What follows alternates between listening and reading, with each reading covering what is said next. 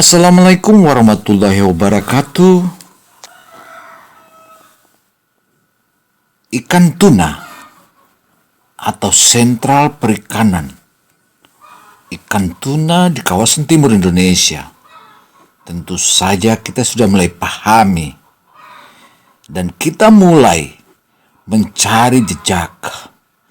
Karena itu, jejak ini kita mulai melihat dari mulai sepak terjangnya hingga ketika melakukan perjumpaan dengan salah satu tokoh masyarakat Buton Selatan. Siapakah dia? Dia adalah salah seorang usulan masyarakat dan usulan tokoh-tokoh masyarakat di berbagai daerah di wilayah Buton Selatan, mulai dari daerah Burangasi, Lapandewa, Lande, Sempa-Sempa, Windo Makmur, hingga sampai ke Bahari 1, Bahari 2, dan Bahari 3. Kemudian menyusul ke Tira, dari Tira menuju ke Gunung Sejok, dari Gunung Sejok masuk ke desa Sandang Pangan atau Ronge. Sekian desa yang tercatat dalam wilayah rumpun Cia-Cia suku Buton ini. Tentu saja mereka menginginkan salah satu figur yang selama ini mereka tunggu. Nah, siapakah dia? Dia adalah seorang pemuda, seorang tokoh, seorang ayah, seorang pimpinan, seorang panutan yang luar biasa. Karena itu, apa yang harus dia lakukan untuk Buton Selatan? Sebagaimana hasil wawancara CBT-TV, Television Indonesia, dengan reporter Gino Samsudin Mirsad, maka terpetik dari isi hasil wawancara itu, beliau menyebutkan bahwa Buton Selatan ke depan atau daerah Buton Selatan itu akan dijadikan sentral perikanan industri terpadu. Di mana hasil utamanya khususnya di wilayah rumpun Teluk Lande itulah ikan tuna. Nah, siapakah dia? Dia adalah Muhammad Adius. Berikut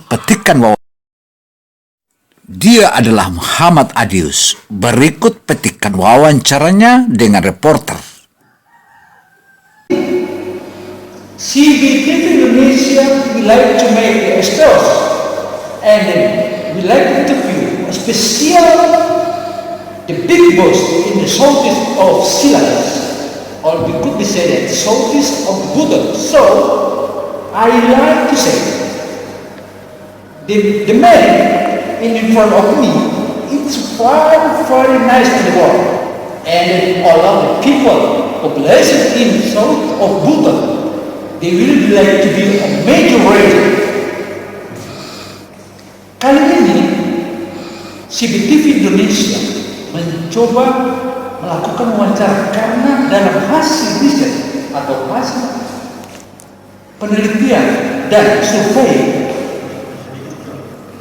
Bapak yang menghadapan saya ini adalah salah seorang pejabat atau salah seorang tokoh masyarakat Buton Selatan yang saat ini betul-betul digandrungi oleh semua lapisan masyarakat. Nah, siapakah dia? Dia adalah Haji Adius. Karena itu, kami minta kepada pemirsa di dimanapun Anda berada, khususnya masyarakat dari Buton dan Buton Selatan, tentu saja tidak ada kata lain, hanya satu: bagaimana peran serta Haji Adius untuk bisa memberikan wejangan-wejangannya, bagaimana memikirkan masa depan Buton Selatan di Adius. Marilah kita semua menyaksikan hasil wawancara ketika wawancara kami dengan Bapak yang terhormat Haji Adius atau Muhammad Adius, bagaimana pandangan Bapak terhadap sepak terjangnya dari tingkat nasional hingga masuk ke wilayah Buton Selatan? Artinya Buton Selatan saat ini, kalau kita lihat dari posisi geografis, sangatlah penting. Andai saja pemerintah daerah di Sulawesi Tenggara, khususnya pemerintah Republik Indonesia dan Negara Kesatuan Republik Indonesia, sangatlah baik wilayah itu sebagai lokasi adanya bandara hubungan laut. Artinya dari utara, timur, selatan, dan barat itu sangatlah bagus. Bagaimana pandangan Bapak terhadap wilayah Buton Selatan? Mohon diberikan komentar supaya masyarakat publik di tanah air dia memahami tentang posisi geografis Buton Selatan. Terima kasih kesempatan yang diberikan kepada saya. Saya adalah sebagai putra daerah Buton Selatan. Memang Buton Selatan ini, kalau kita melihat letak geografisnya, di wilayah Buton Selatan, lebih khusus di Desa Gabaru. Tentunya ini sebagai wujud hasil nelayan dikelola oleh keluarga kami yang insya Allah kita berdiri bersama-sama dan sejajar untuk memperjuangkan ASR ke depannya nanti.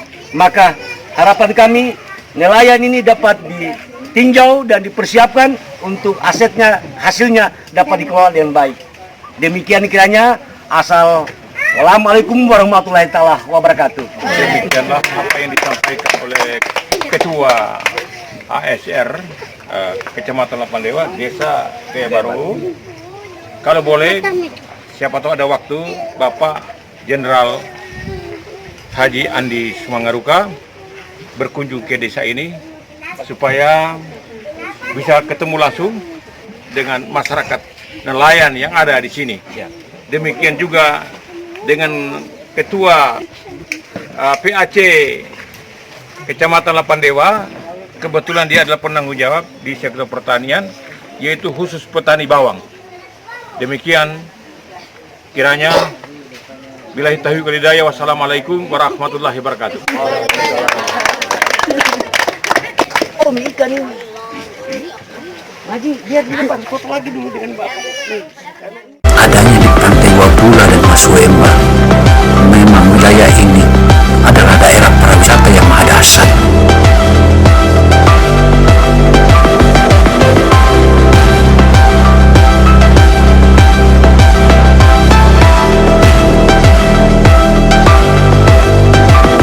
Menyinggung tentang pariwisata tak ada habis-habisnya. Memang kalau kita melihat dan kita menelisik seluruh wilayah Buton besar sebelum dimekarkan, tentu wilayah ini sangatlah maha dahsyat. Selain memiliki 1000 benteng, juga memiliki seluruh 1000 gua. Bahkan gua-guanya itu bisa kita jadikan tempat pemandian. Kehadiran Pulau Buton dan setelah mekarnya Pulau Buton, mulai yang dimekarkan pertama adalah Kota Bau-Bau. Selanjutnya muncullah Wakatobi dan Bobana. Kemudian menyusul Buton Utara dan menyusul Buton Tengah dan juga menyusul Buton Selatan. Keseluruhan itu adalah merupakan sebuah wilayah Kesultanan Buton. Hal ini mengingatkan kita akan pertemuan Marino yang dihadiri oleh sejumlah raja-raja dan janji Presiden Soekarno kala itu telah mengingatkan kepada Sultan Buton, Sultan Mahmud, bahwa Buton akan dijadikan wilayah khusus. Inilah tampakan-tampakan yang mungkin patut kita pelajari. Di manakah tempat ini? Ini adalah wilayah Lande.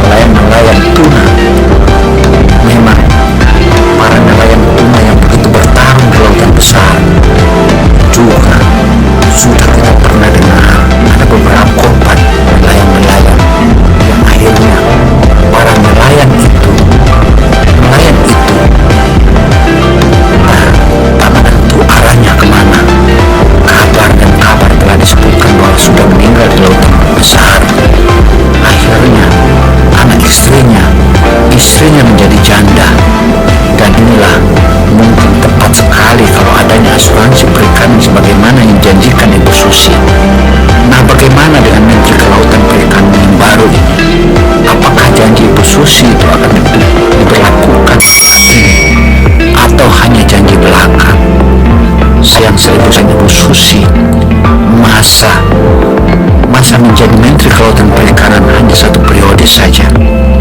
Padahal ini merupakan sebuah program yang maha dahsyat, yang luar biasa, yang sekaligus memperhatikan para nelayan-nelayan perikanan, khususnya perikanan tuna.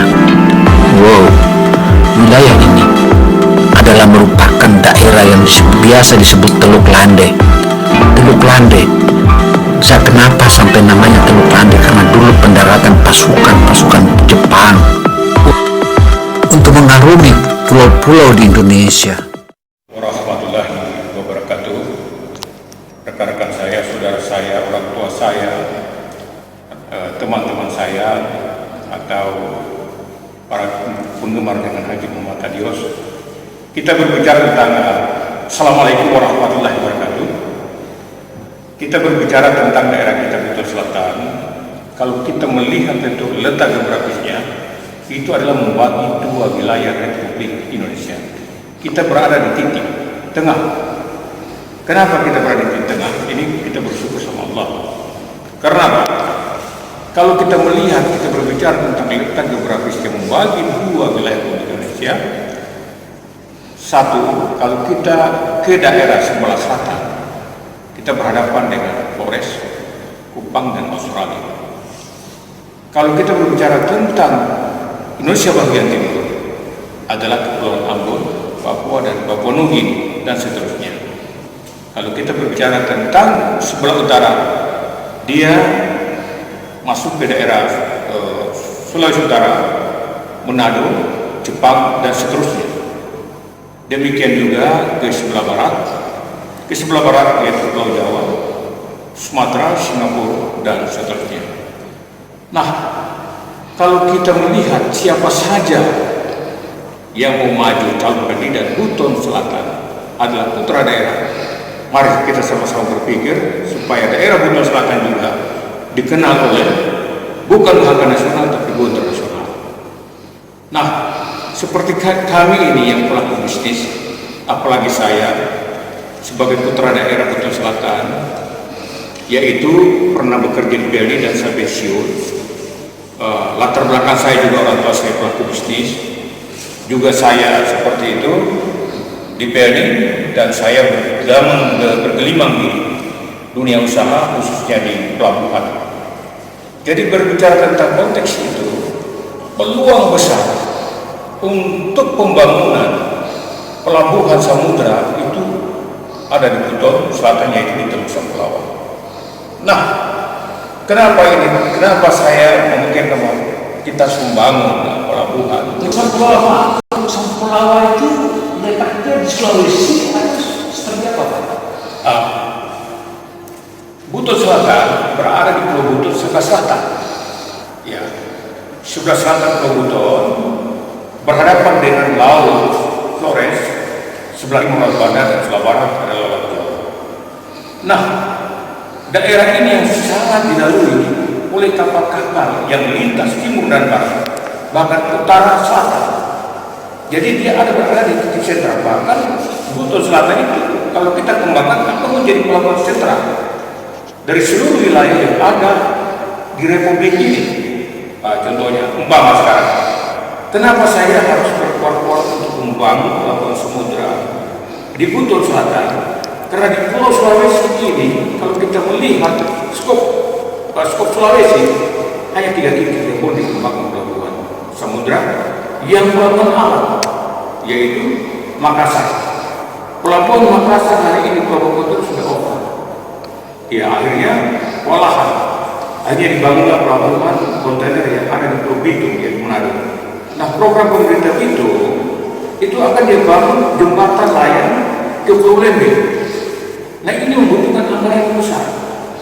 Yang ketiga, ada di Sulawesi Tenggara. Kreatiflah yang membangun hal seperti ini, yang tampak begitu ayu, yang tampak begitu sejuk, yang tampak begitu indah. Itulah menunjukkan bahwa Islam itu begitu indah.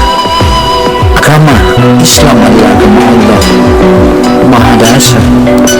Makanya dalam Al-Quran disebutkan agama itu adin. Adin artinya tidak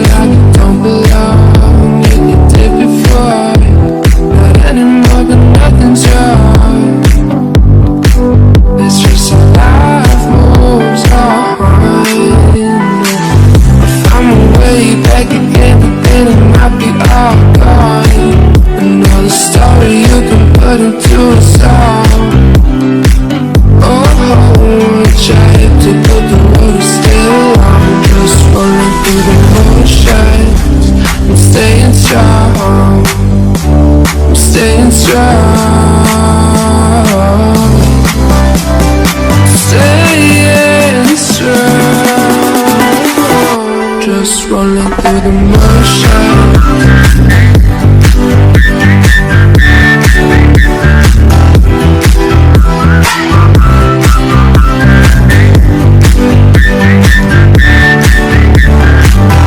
Just rolling through the motion.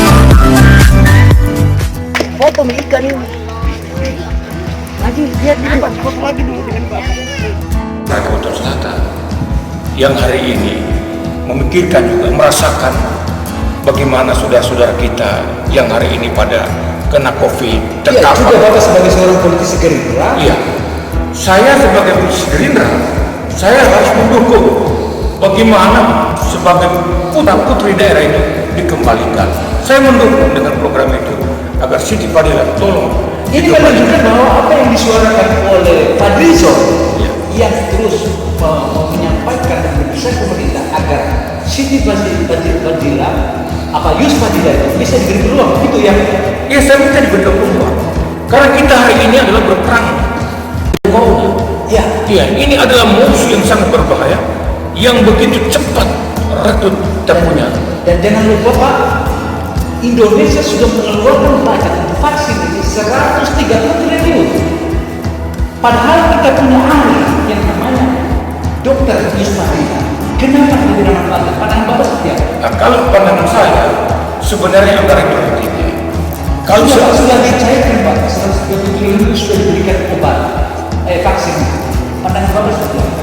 pandangan saya sebenarnya, kalau memang anggaran itu dianggarkan untuk kepada pemerintah, untuk kepada rakyat, alhamdulillah. Tapi jangan sampai anggaran itu disalahgunakan. Itu yang saya minta.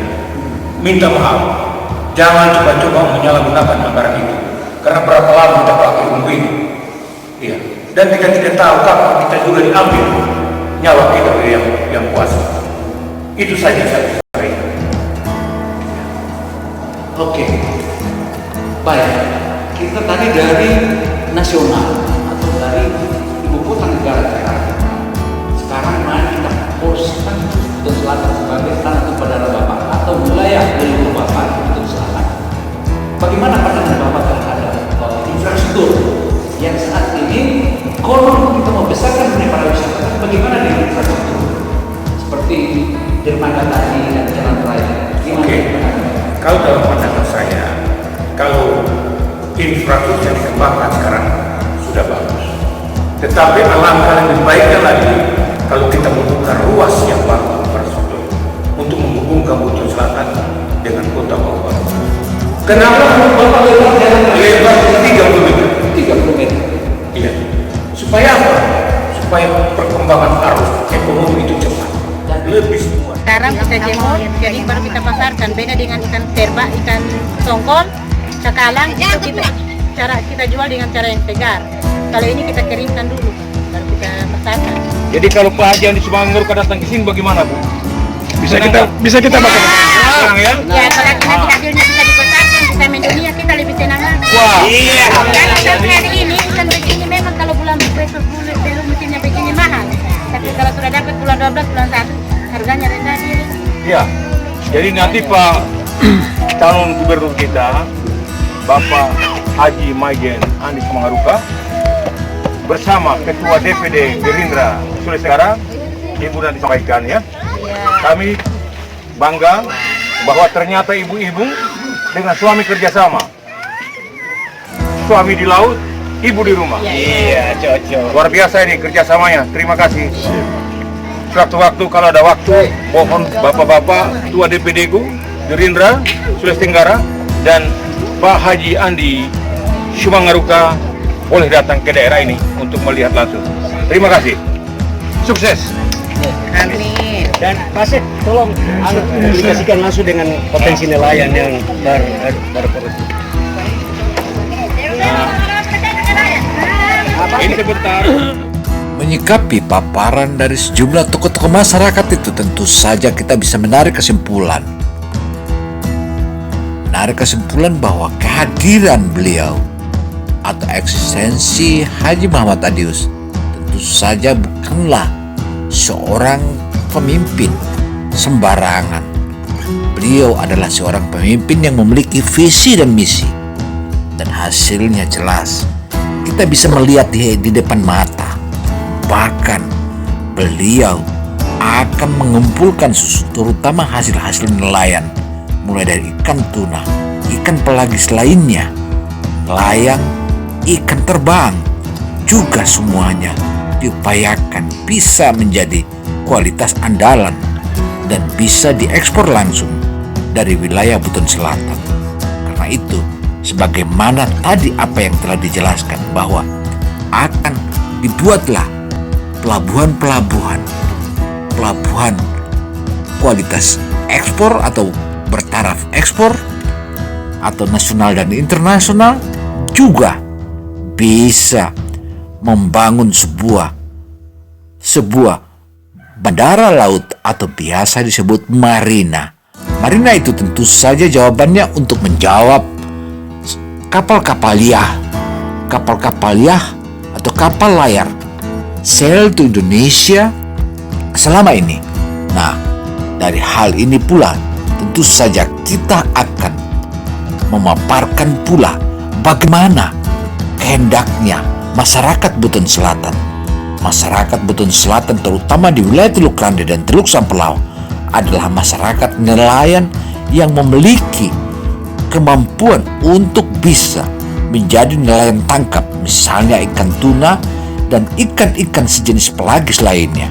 Demikian pula ikan jenis karang, ikan suno, bahkan ikan Napoleon itu pun ada di sana. Belum lagi kita bicara tentang lobster yang berkualitas atau yang bisa disebut lobster bambu di wilayah itu madasat dan luar biasa. Nah, bagaimana pula dengan hari-hari esoknya Buton Selatan? Tentu saja untuk hari esok itu merupakan salah satu tujuan dasar, makanya peletakan dasar awal sebagai sistem mapping atau membuat grand design sebagaimana yang dipaparkan oleh Haji Muhammad Adius. Ayo kita saksikan. Mari kita bersaing dengan daerah-daerah. Kenapa di Indonesia tidak bisa? Saya tidak memikirkan daerah lain, tapi Buton Selatan. Anak-anak saya yang begitu hebat-hebat. Satu contoh aja, salah satu putra daerah Buton Selatan yang bapaknya orang Buton Selatan diambil oleh Jawara bertarung di Go Internasional, dia juara 2 matematika. Ini harus diperhatikan. Ya. Ini harus diangkat dan kita harus bersyukur kepada kedua orang tua. Itu putra Selatan luar biasa.